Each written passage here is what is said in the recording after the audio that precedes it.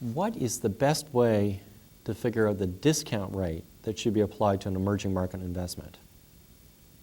Indeed, this is like the main question in emerging markets finance. How do you get that discount rate?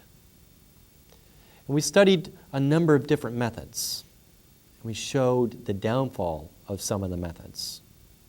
For example, if we looked at the country level and applied the capital asset pricing model, and we're evaluating a project of average risk in India, we know the beta for India is negative. Therefore, the expected rate of return on a project of average risk in India should be less than the US T-bill rate. And that doesn't seem to make a lot of sense. The model that we've been studying looks at the relation between country risk ratings and expected returns. And I look at a number of different ratings: institutional investors' country credit rating, Euromoney country credit rating, Moody's, S&P, the International Country Risk Guide political, financial, and economic ratings. Now look at these ratings and basically pursue the following intuition.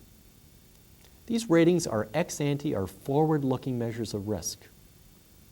Do they explain the cross-section of average returns?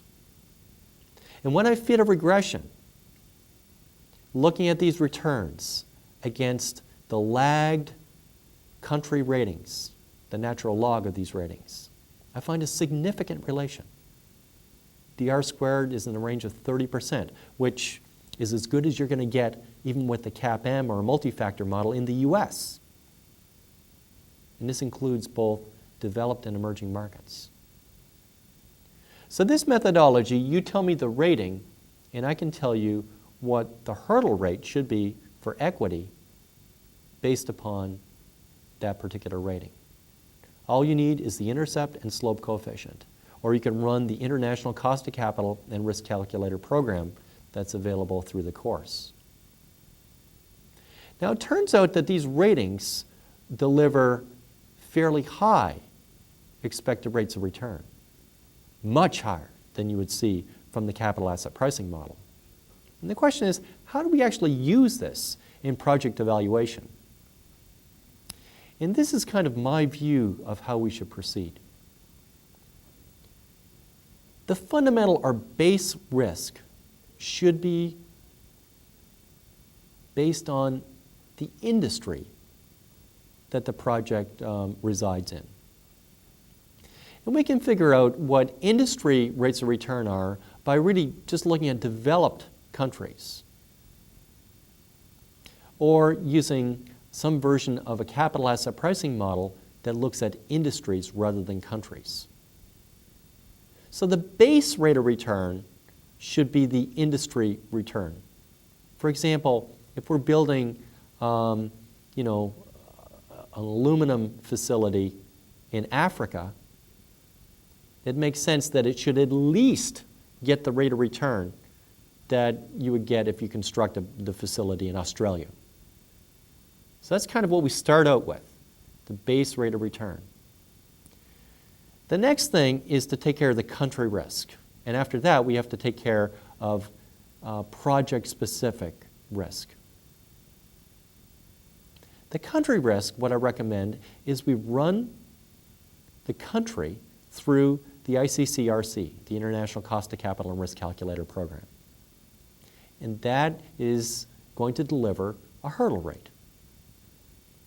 And what we can do with that hurdle rate is either discount the cash flows by the rate that comes out of this program, or discount the cash flows by the fundamental base level for the industry and use the difference between the ICCRC hurdle rate and the base hurdle rate to make an adjustment to the cash flows.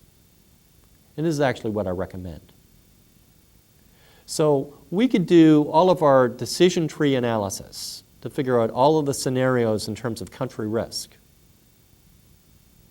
And in the end, after we assign probabilities, it's going to suggest that we reduce the expected cash flows from the optimistic scenario that nothing bad happens. The ICCRC discount rate minus the base discount rate provides another method to reduce the cash flows. And indeed, I actually recommend that it's used to calibrate the decision tree analysis or the Monte Carlo analysis if you're using many different paths.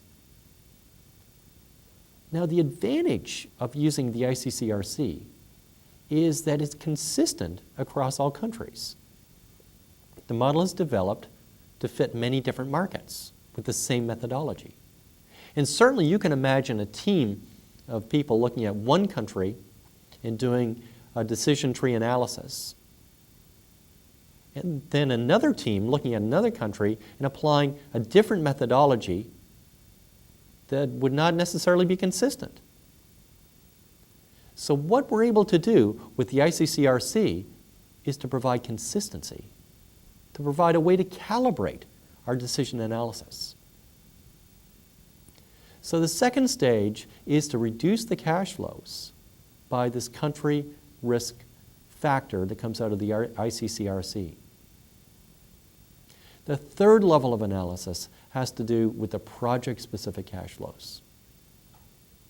And these represent things that are not necessarily linked to the country but can be affected by what happens in the country. And again, this is another way of, another factor that goes into the decision tree analysis. Now there's a final issue. It turns out that not all the cash flows have the same risk. There's a scenario where your revenues come from one source and your costs come from another source, and it could be different countries. The ICCRC method actually allows this flexibility where you can look at the ICCRC discount rates from different countries and figure out adjustment factors for the cash flows in your decision trees from many different country sources. So there is an additional level of complexity that this approach yields. Now this is in sharp contrast to the type of approach that you might hear on the street. For example, using sovereign yield spreads as an additional factor. The sovereign yield spread, we've discussed, is often, 300 basis points. It's very small compared to usually what we get out of the ICCRC. And most importantly, that model is not fit to the data. It is a model that is suggested, it is posited, but there's no evidence to support that that particular model fits the data. At least we know with the ICCRC that the ratings are weighted in such a way with a slope coefficient and an intercept that you get the best possible fit in the data.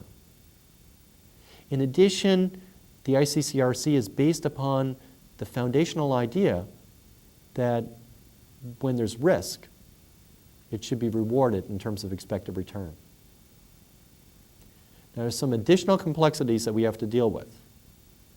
But for a starting point, this model is highly simple, quite easily implementable, is rich in intuition. It avoids the embarrassments of suggesting a discount rate less than a T-bill rate. It provides a way to value projects and to evaluate the performance of projects.